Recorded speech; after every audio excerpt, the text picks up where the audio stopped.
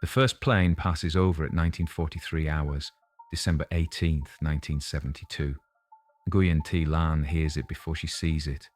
Deep rumble. Different from the fighter jets that usually fly over Hanoi. Deeper, heavier, like thunder that doesn't stop. She's 28 years old, living in Bach Mai district, Hanoi. Her husband, Nguyen Van Hai, is at the factory. Night shift. Her 2 children are with her, Tuan, age 6, and Mai, age 3. They're preparing for bed. Tuan asks, "Mother, what's that sound?" Lan doesn't know.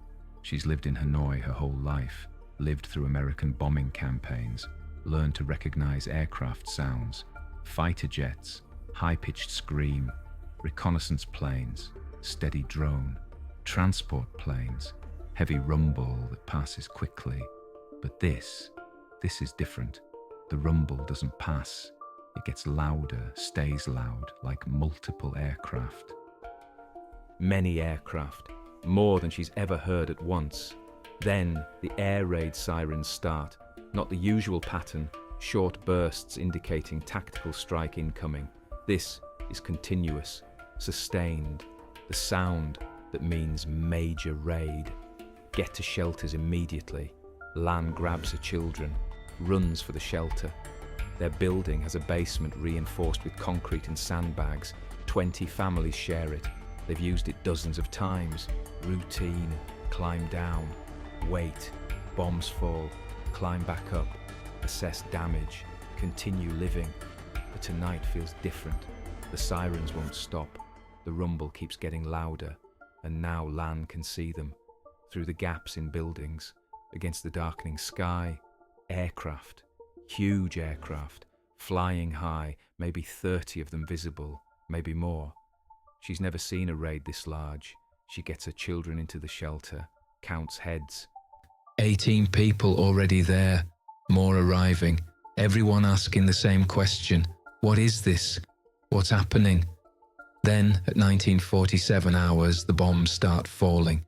Not the usual sound, not the tactical strikes, sharp cracks, individual explosions, targeted hits.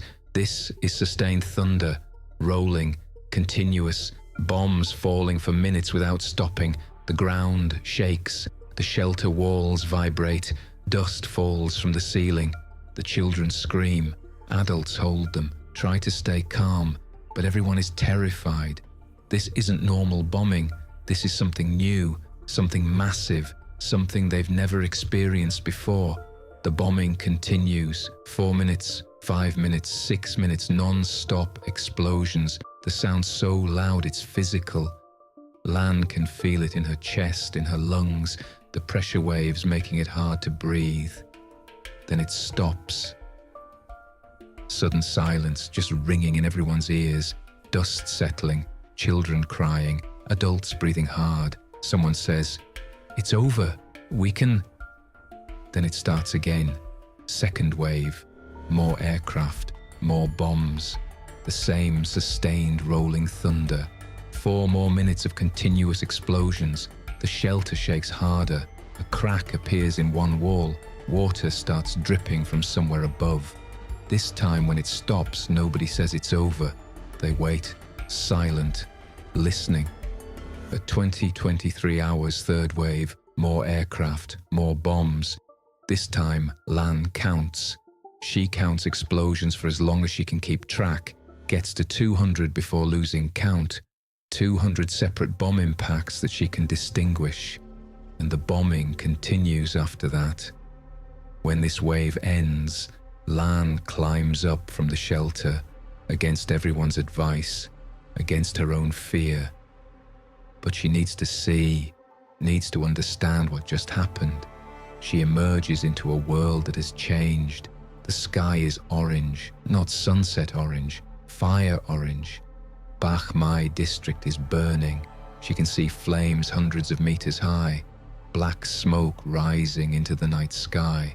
The orange glow so bright it's like daylight, like the sun is setting in every direction simultaneously. Buildings are gone. Structures she's known her whole life. The apartment block 2 streets over, collapsed. The school, on fire, the market, rubble. Everything is burning or destroyed or both. And she realizes this isn't tactical bombing. This isn't targeting military facilities. This is the Americans trying to destroy Hanoi completely, utterly. They're trying to burn the city to the ground. This is the story of what Vietnamese civilians experienced during the 11-day Christmas bombing of Hanoi, when B-52 strategic bombers dropped more tonnage on North Vietnam's capital than was dropped on Dresden, when the sky turned orange from fires burning across the city, when 1,624 civilians died and thousands more were wounded, and what they said, what they told each other, what they wrote in diaries, what they told their children, reveals that December 1972 wasn't just bombing. It was the moment Hanoi's population understood America was trying to force surrender through terror. If you want stories about what war looks like from the ground, not from strategic briefings but from basement shelters while the city burns, hit subscribe right now. Because what happens over the next 11 nights will test whether a city can survive strategic bombing, whether people can endure sustained terror, whether a population will break or endure, and the answer, documented in testimonies collected over 50 years, will prove that sometimes the side that suffers most is the side that survives longest. 3 weeks earlier, November 28, 1972, Hanoi, Nguyen Thi Lan is shopping at the Central Market. Food is scarce. Everything is rationed. She has coupons for rice, vegetables, small amount of pork. She shops carefully, makes every coupon count, feeds her family on almost nothing. The war has been going on for 7 years. Since American escalation in 1965, 7 years of bombing, 7 years of rationing, 7 years of air raid sirens, 7 years of fear, but also 7 years of adaptation. 7 years of learning to live with war, 7 years of normal life continuing despite everything. Lan has become expert at this life. She knows which vendors get fresh vegetables, which days fish arrives, how to trade cigarette rations for extra rice, how to make meals from almost nothing, how to keep her family fed despite shortages. At the market, she meets her neighbor, Bach Mai, age 45, 3 grown sons, 2 serving in the army, 1 working at a munitions factory. Mai is shopping too, trading gossip, sharing information. Mai says, "Have you heard? Peace talks in Paris are progressing. Americans might agree to withdrawal." Lan: "I've heard this before. The talks always collapse. The war always continues." Mai: "But this time feels different. Nixon wants to end the war. He promised. The Americans are tired." Maybe this time it's real. Lan wants to believe her, wants to think the war might end, but she's learned not to hope. Hope is dangerous. Hope makes disappointment hurt more. Better to expect nothing. Better to just survive day by day. She finishes shopping, returns home, prepares dinner, rice, vegetables, small amount of pork stretched to feed 4 people. Her mother taught her this, how to make little become enough, how to survive scarcity, how to feed a family during war. When Hai comes home from the factory, they eat together. The children chatter about school, about their friends, about normal things.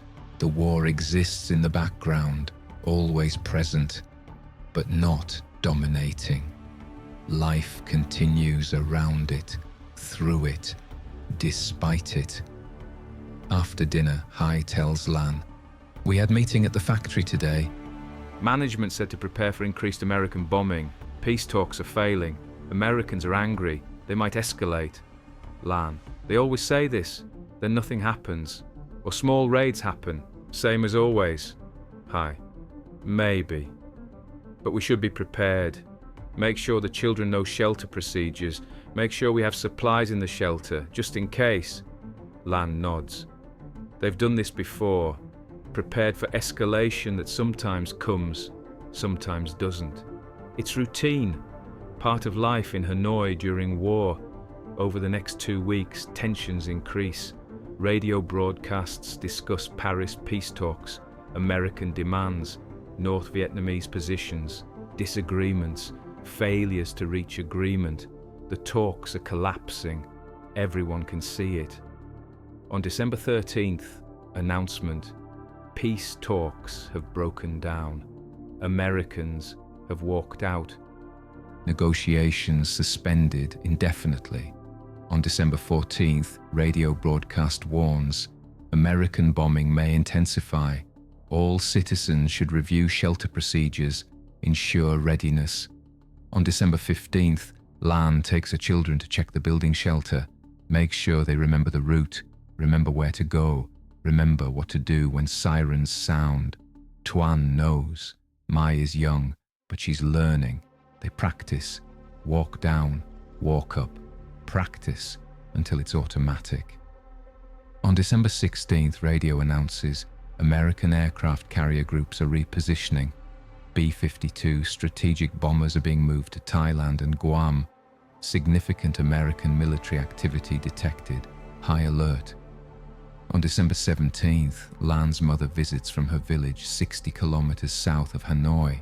She's 58 years old, survived French colonial war, survived Japanese occupation, knows war. Knows survival. Her mother says, "Something is coming, something big. I can feel it. You should leave the city. Bring the children to the village. It's safer there."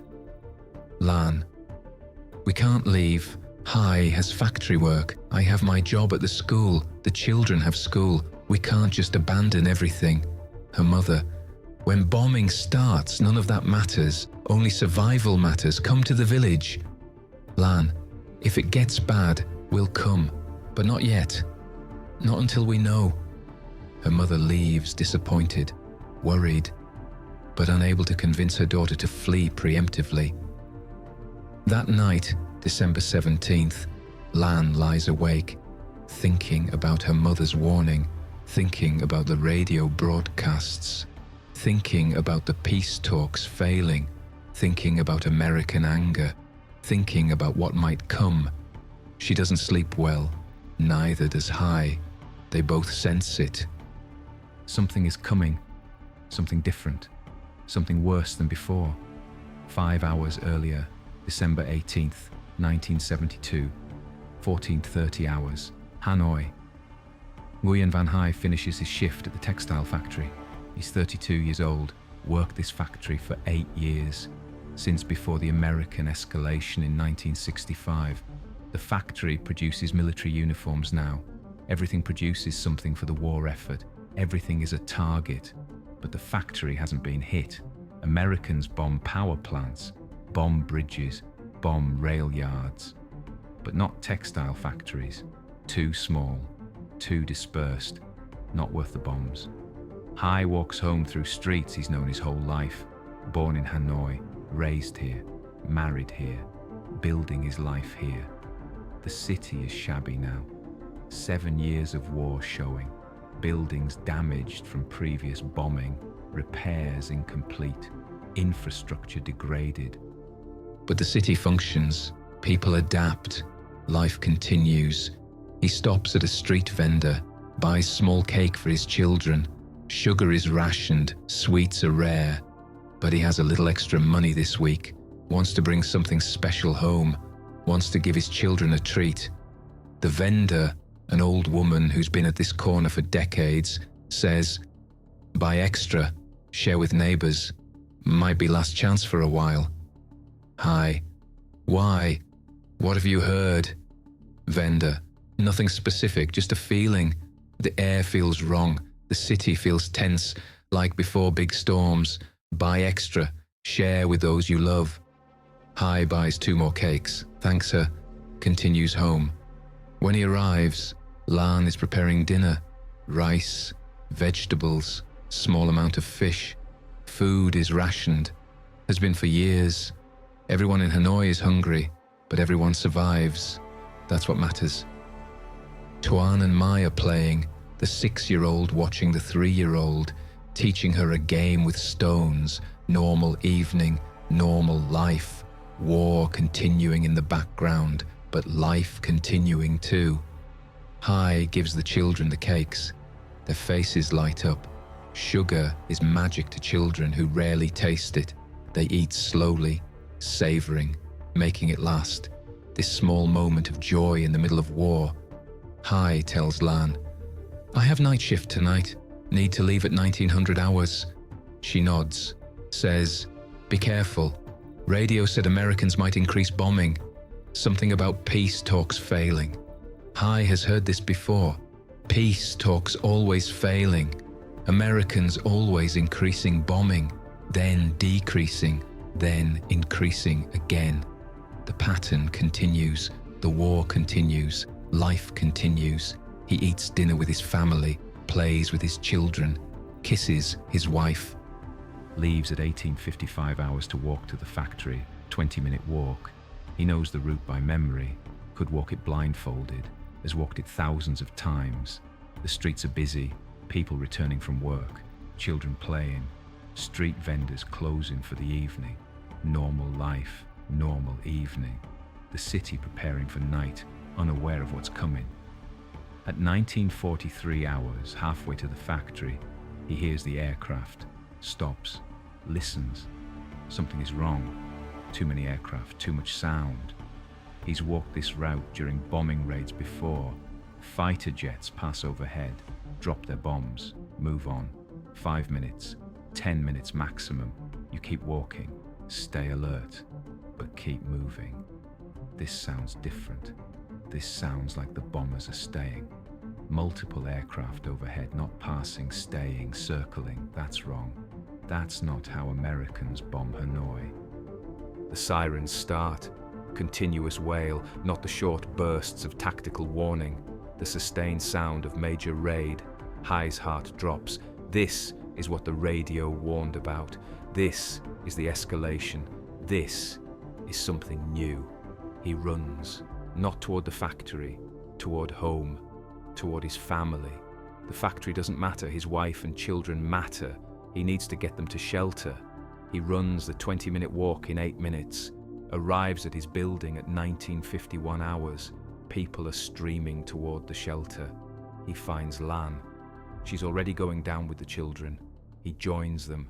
They huddle together in the shelter, Hai holding Lan, Lan holding Mai.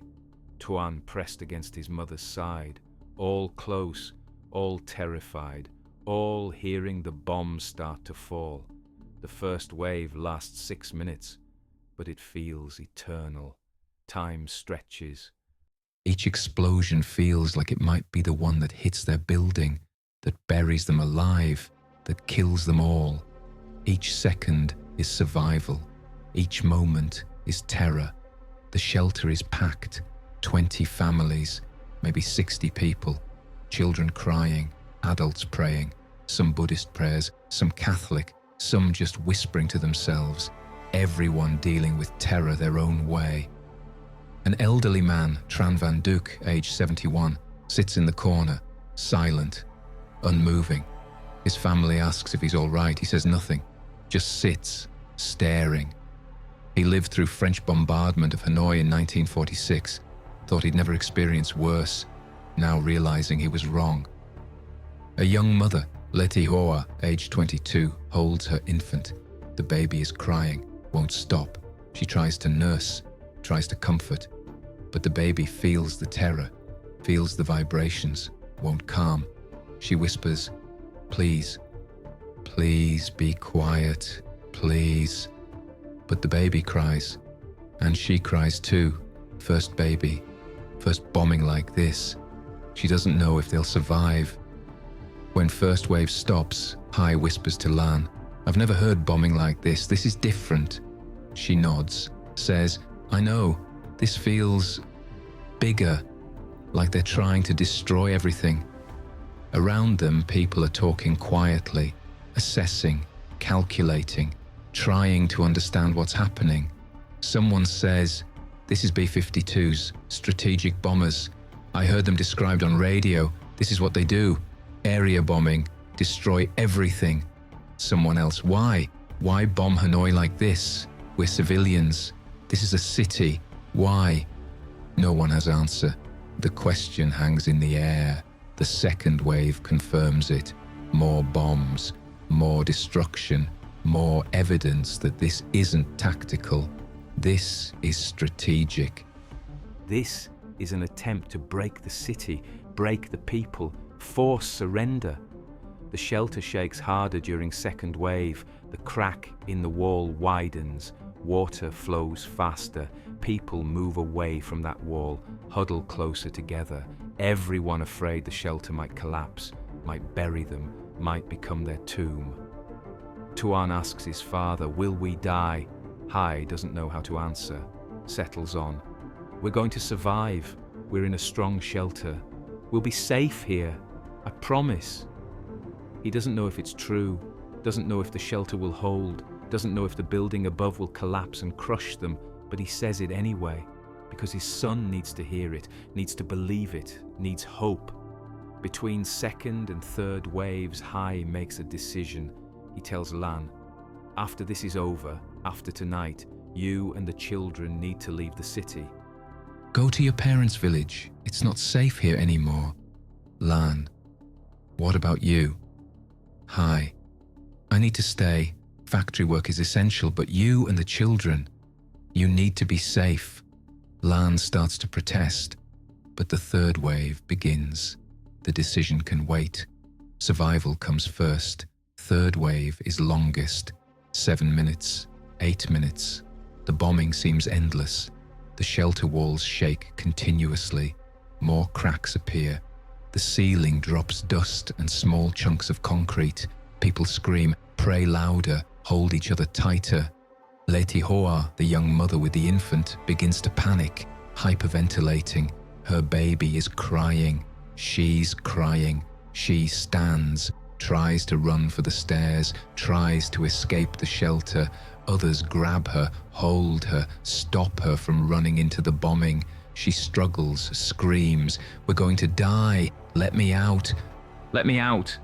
Hai helps hold her, speaks calmly. "We're safer here. We survive by staying. We survive together." She eventually calms, sits, holds her baby, rocks back and forth, whispering, "We survive. We survive. We survive." Over and over. Mantra, prayer, hope. When third wave finally ends, the shelter is silent except for crying. Children crying. Adults crying. Everyone who was holding themselves together, letting go. Releasing the terror, the fear, the overwhelming emotion of surviving. After the third wave ends, Hai climbs up with Lan to look. They emerge together. See the orange sky, see the burning city, see the destruction. Entire blocks gone, buildings collapsed into rubble, fires burning everywhere. The orange glow so bright they can read by it, like daylight, like the sun never set. But it's fire. Everything is fire. Hai says quietly, "This is just the first night. They'll come back. This is going to continue. You need to leave." Lan nods. She understands. She doesn't want to leave him, but she needs to protect the children. That's what matters. The children surviving, the family continuing. That night after the bombing stops, Hai and Lan pack 2 small bags, clothes, documents, family photographs, money, everything they can carry, everything that matters. Hai also writes a letter to his parents in the countryside, telling them what happened, telling them to expect Lan and the children, telling them he's staying, asking them to keep his family safe. At dawn, Lan and the children join thousands of others, refugees fleeing Hanoi, walking, some with bicycles, some with carts, everyone carrying what they can, everyone leaving the burning city, everyone hoping to survive. The roads out of Hanoi are clogged, 100,000 people evacuating, maybe more, all walking south, away from the bombing, away from the orange sky, away from the terror. Families, old people, children, some carrying elderly relatives on their backs, some pushing carts with all their possessions, some carrying only the clothes they wear, all refugees, all fleeing, all terrified. Lan walks with her children. Tuan walks beside her, holds her hand, tries to be brave. 6 years old, trying to be strong for his mother. Mai rides on Lan's back, tied in cloth carrier, too young to walk far, too small to understand what's happening. They walk all day. December 19th. The sun is bright. The day is hot. They have little water, little food, but they walk because staying means dying. Walking means surviving. Other refugees share what they have. An old woman gives them rice. A young man carries Mai for a while, giving Lan's backrest. A family shares their water. Everyone helping everyone. Collective survival. Community in crisis. They see American aircraft overhead, flying south, heading to Thailand, returning from bombing runs. The refugees freeze when they hear engines, afraid of being attacked, afraid of being strafed. But the aircraft ignore them, don't attack, just fly past. The refugees are not the target, not today. At night, they sleep in a field. No shelter, no protection, just lying on the ground, huddled together for warmth. Tuan asks, "Mother, where is father?" Lan, "Father is in Hanoi. He has important work. He'll join us when he can." Tuan, "Will he be safe?" Lan doesn't know, doesn't want to lie. Says, "Father is very smart." Very careful. He'll be safe. We need to be strong for him. Can you be strong? Tuan nods, says, "I'll be strong." They sleep fitfully. Every distant sound wakes them. Every aircraft overhead brings terror. They don't know if the bombing will expand. Don't know if they're far enough away. Don't know if anywhere is safe. December 20th, second day of walking. They pass through small villages. The villagers watch the refugees. Some offer food, some offer water, some just stare, watching city people flee, watching the war come to them. One villager, an old farmer, says to Lan, "Where are you going?" Lan, "To my parents' village, 60 kilometers south." Farmer, "That's far. Why so far?" Lan, "Because Hanoi is burning, because the Americans are trying to destroy the city, because my children need to be safe." Farmer nods. Says, "The war comes for everyone eventually. You run today, we'll run tomorrow. Nowhere is safe forever." His words stay with Lan. Nowhere is safe forever. The war spreads, consumes, eventually reaches everyone. You can only run so far. Eventually you have to survive where you are. But for now, running is survival. So she runs. December 21st, third day. They finally reach her parents' village. Lan's father sees them coming, runs to meet them, embraces Lan, takes Mai from her back, welcomes them home. Her mother says, "I told you to come sooner, but you're here now. You're safe. That's what matters." The village is full of refugees, not just from Hanoi, from other cities, other towns.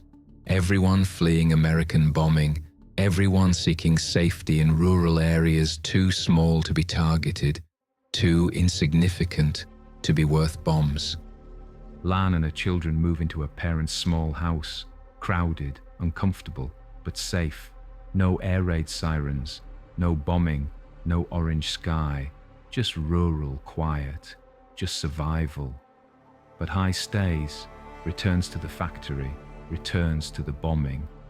Because someone needs to keep working, someone needs to keep the city functioning, someone needs to refuse to break. December 19th, second night of bombing. Hai is in the factory shelter when the bombers return. Same pattern, multiple waves, sustained bombing. The factory neighborhood is hit. 3 buildings collapse, 43 people dead. bodies dug from rubble, some intact, some not. War's intimate brutality. The factory itself survives. Barely. One wall collapsed, equipment damaged, but structurally sound. They can rebuild, can resume production, but not tonight. Not while bombing continues. December 20th, third night. Hai's building, the apartment he shares with Lan when she's in the city, takes a near miss. Bomb hits building next door. His building's wall collapses. Their apartment is exposed to open air. Everything inside destroyed or burned. Their home is gone. Hai goes to look in daylight, walks through rubble that used to be his neighbors' homes, finds bodies, helps dig them out, helps identify them, helps collect them for burial. War's necessary duties. His apartment is ruined, clothes gone, furniture destroyed, photographs burned, everything they owned, gone, just gone. 7 years of building a life, accumulating possessions, creating a home, all destroyed in seconds, all gone. But they're alive. Lan and the children are safe. That's what matters. Possessions can be replaced, lives cannot. Hai salvages what he can. Some documents that survived, a few photographs. His father's watch miraculously undamaged, small things. But they're all he has now. Hai moves to factory dormitory, sleeps with other workers, everyone who stayed, everyone who couldn't leave, everyone who chose to keep working despite the bombing.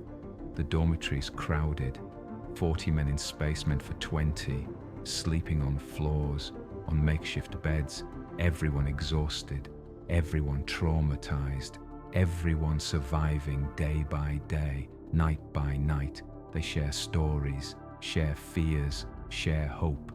One man talks about his wife and children fleeing to countryside. Another talks about his parents buried in rubble. Another says nothing, just stares. Trauma beyond words. December 21st, fourth night. The textile factory is hit, not directly, but close enough. Bomb lands 50 meters away. Explosion tears through factory wall. Building partially collapses. 5 workers killed, trapped under rubble, crushed, dead before rescue can reach them. Hai helps dig, helps recover bodies.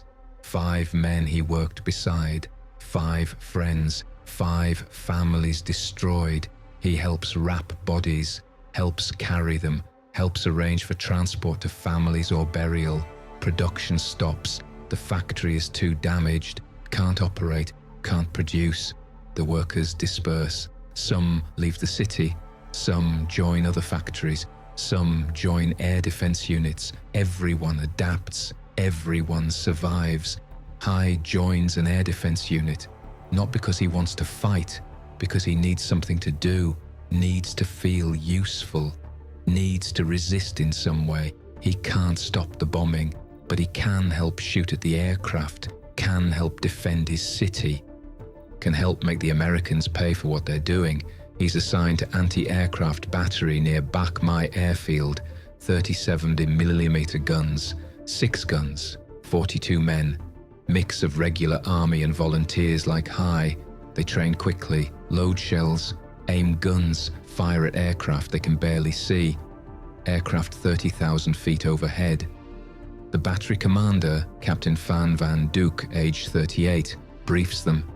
The B-52s fly high, higher than our guns can reach effectively. Our shells explode below them, but we fire anyway, because we must resist, because doing nothing is surrender, because even if we don't hit them, they know we're shooting, they know we're fighting back. That matters. Hai understands. This isn't about military effectiveness.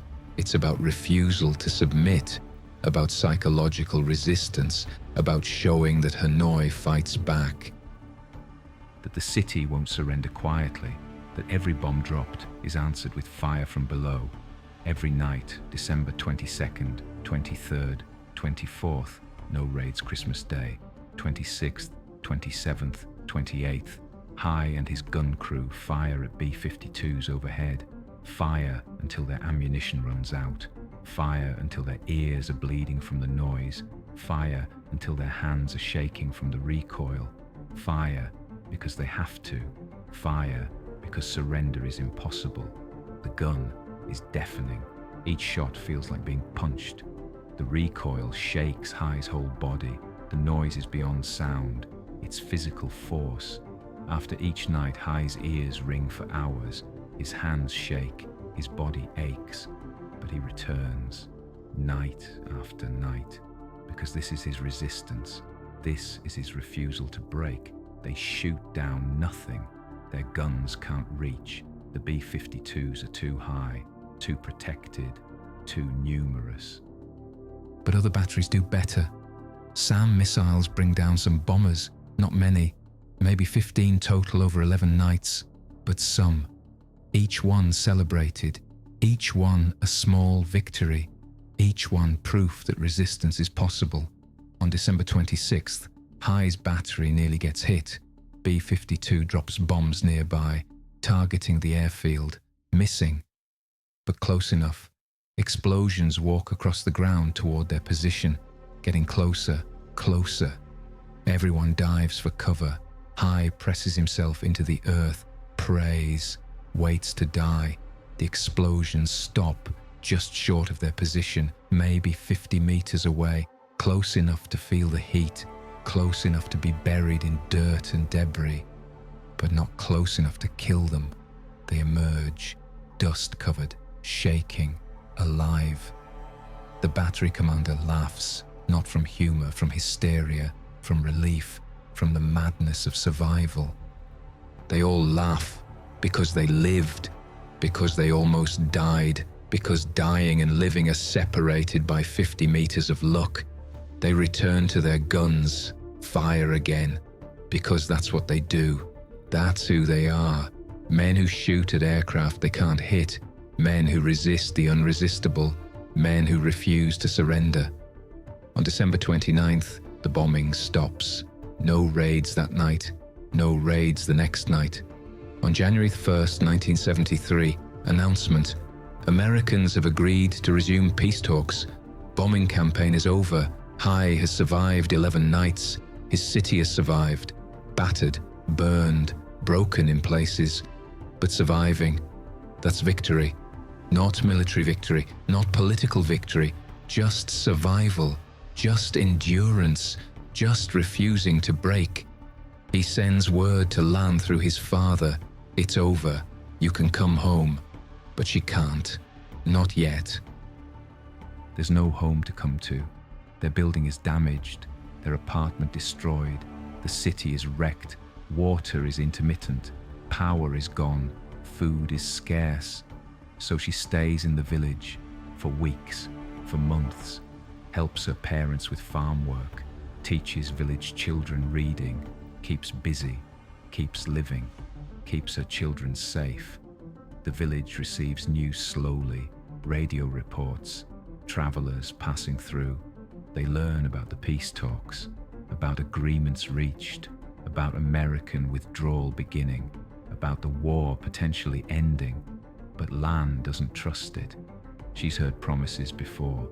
Peace talks that collapsed, agreements that failed. She'll believe it when American bombs stop falling, when soldiers go home, when the war actually ends.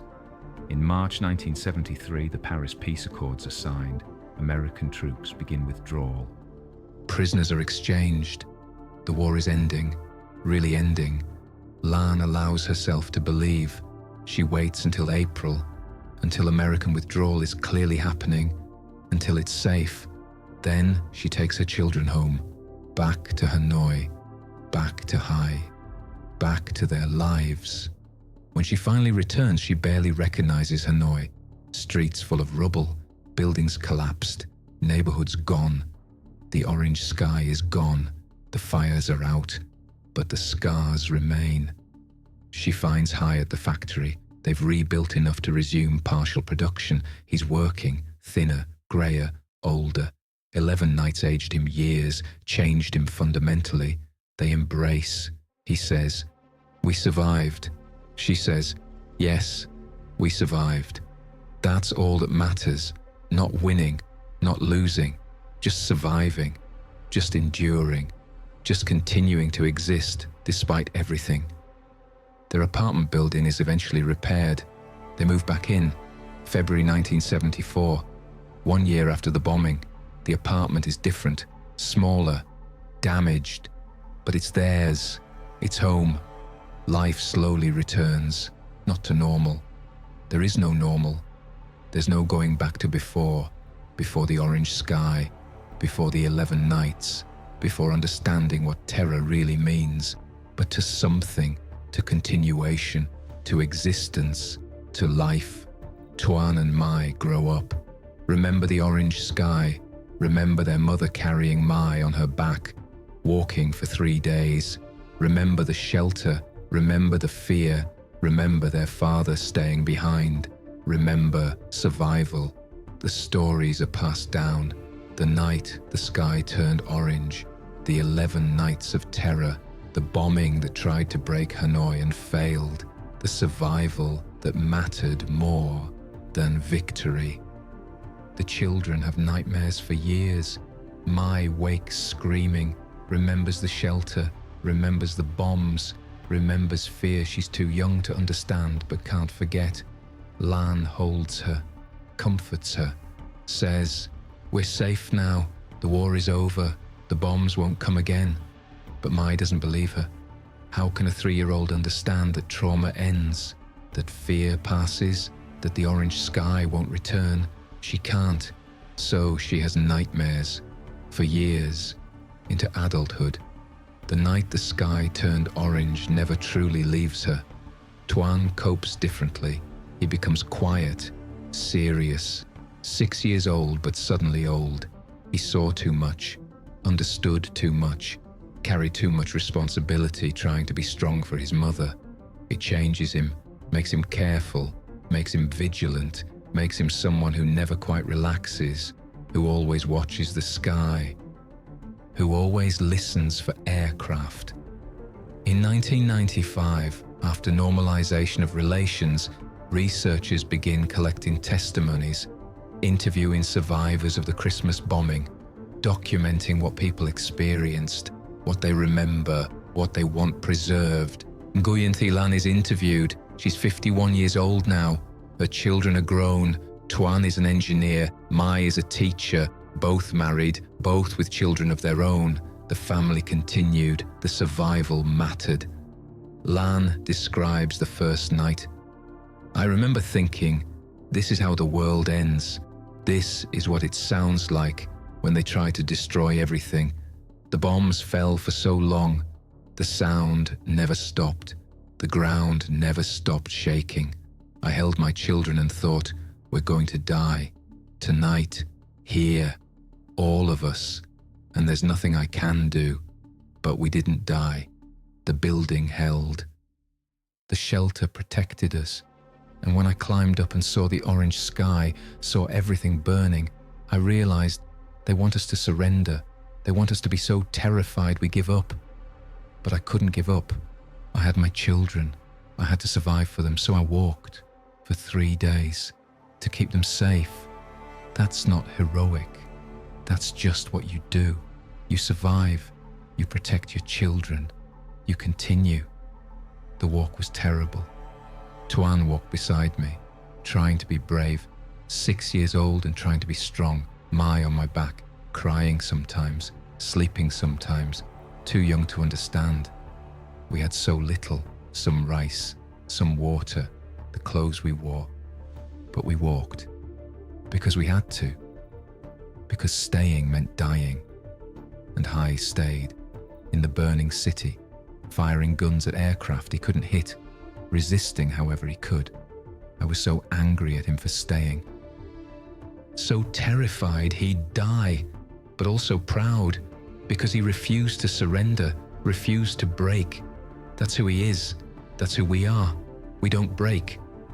Nguyen Van Hai is interviewed. He's 55 years old. Describes firing the anti-aircraft guns. We knew our shells didn't reach. We knew we weren't stopping the bombers, but we fired anyway. because we had to do something. We couldn't just hide and endure. We had to resist, even if resistance was futile. Even if we were just making noise while they destroyed our city, we fired, because that's what you do. You resist, you fight, you refuse to surrender. That's how you survive, not by hiding, by fighting back however you can. Every night I fired that gun. I thought about Lan and the children, hoped they were safe, hoped they'd reached her parents, hoped I'd see them again. But I couldn't leave, couldn't abandon the city, couldn't surrender. So I stayed, I fired, I resisted. That's all I could do. That's all any of us could do. The night we almost got hit, December 26th, I thought I was dead. The bombs walked toward us, getting closer, closer. I pressed into the ground and waited to die. And when the explosions stopped just short of us, I laughed. Not from joy, from madness, from the insanity of surviving. We all laughed.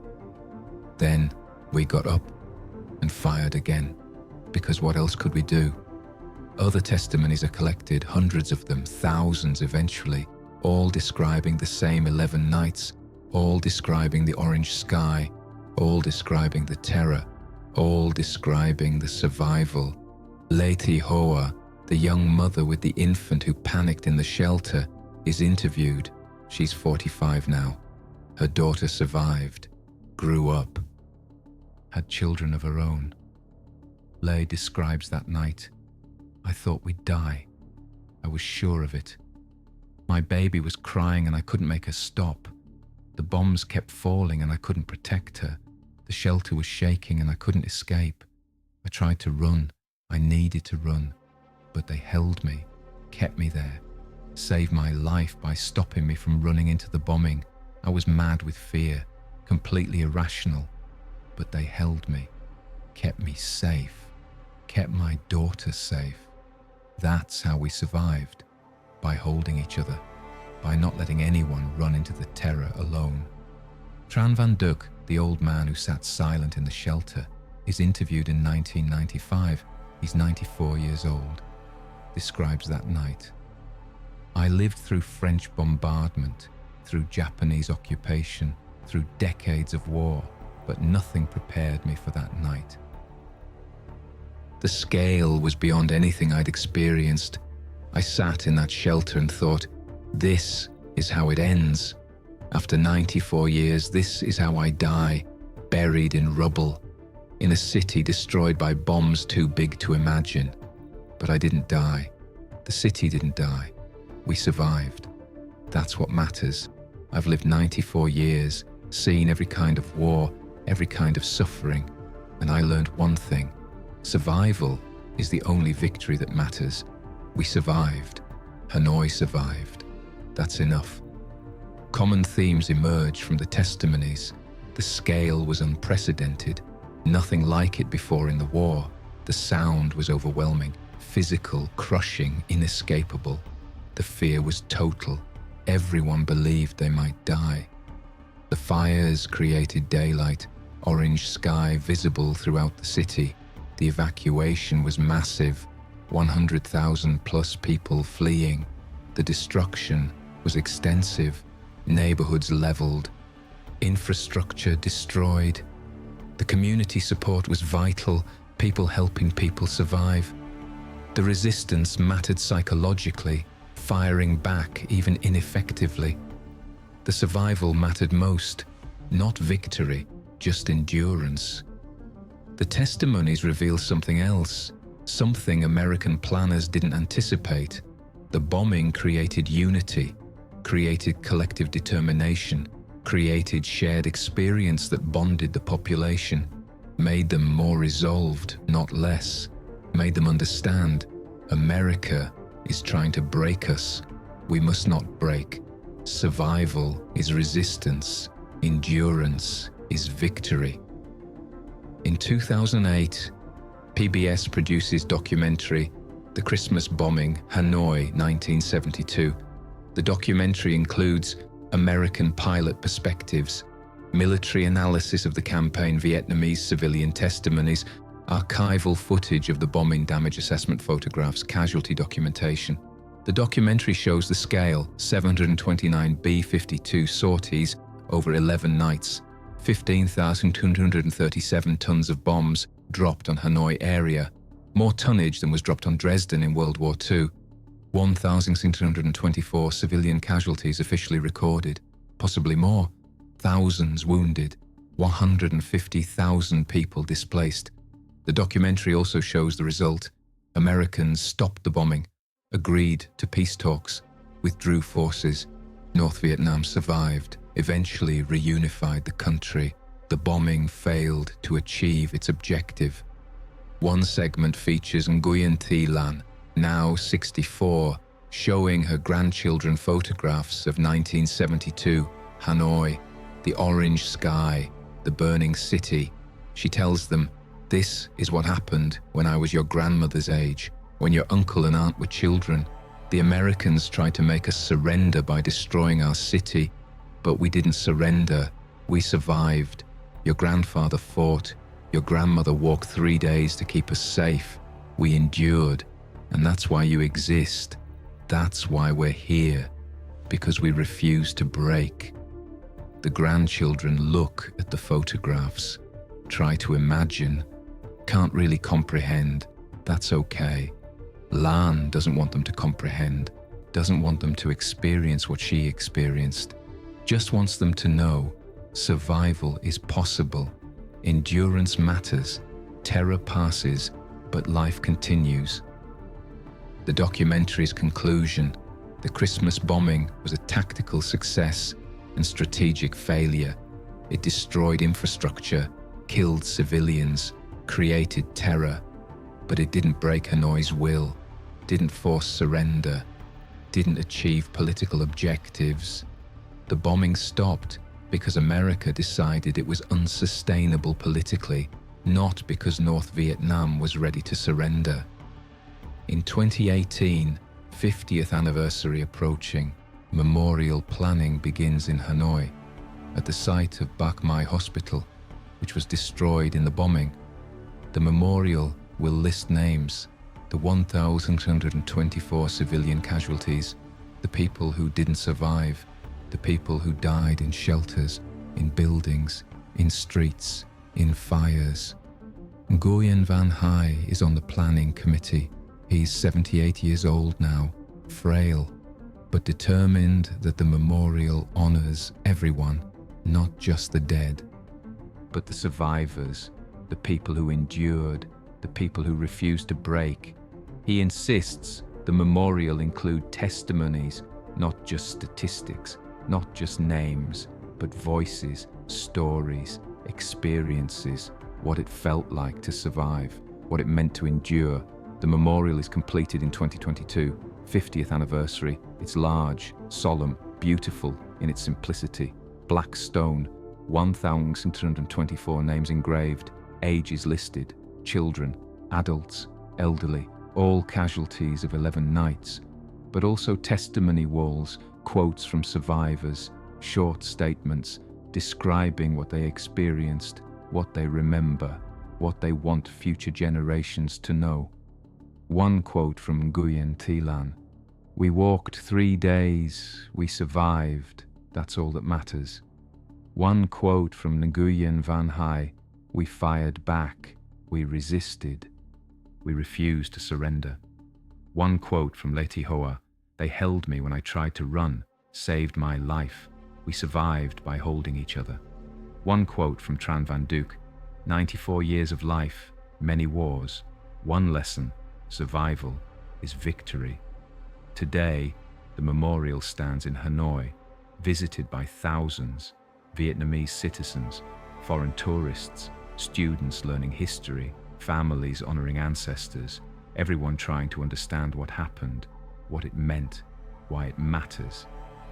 At Bach Mai Hospital, rebuilt after the war, a wall displays photographs from December 1972, the orange sky, the burning buildings, the crater where the hospital stood, the rubble, the casualties. The caption reads, December 18th, 29, 1972. The Christmas bombing. 1,624 civilians killed. 15,237 tons of bombs dropped. Hanoi survived. We survived. That's what matters. That's the story Vietnamese civilians tell about the night the sky turned orange, about 11 nights of terror, about bombs falling like rain, about fires burning so bright they created daylight, about survival that mattered more than victory. Nguyen Thi Lan walked 3 days with her children, kept them safe, brought them home when it was over. Her daughter Mai has nightmares for decades. Her son Tuan never quite relaxes, but they survive, they grow, they have children, the family continues. Nguyen Van Hai fired anti-aircraft guns at aircraft he couldn't hit, resisted however he could, survived 11 nights, lost his home, lost his possessions, lost friends, but kept his life, kept his family. That's what matters. Their children grew up, had children of their own. The grandchildren ask questions. Want to know about the orange sky, about the 11 nights, about what it means to survive? And Lan and Hai tell them about the terror, about the endurance, about the refusal to break. Tell them that sometimes survival is the only victory that matters, that enduring is resisting, that continuing to live despite everything is its own form of winning, because sometimes the most important thing you can do is refuse to break, refuse to surrender, survive one more night, and then another, until the bombing stops, until the war ends, until life continues.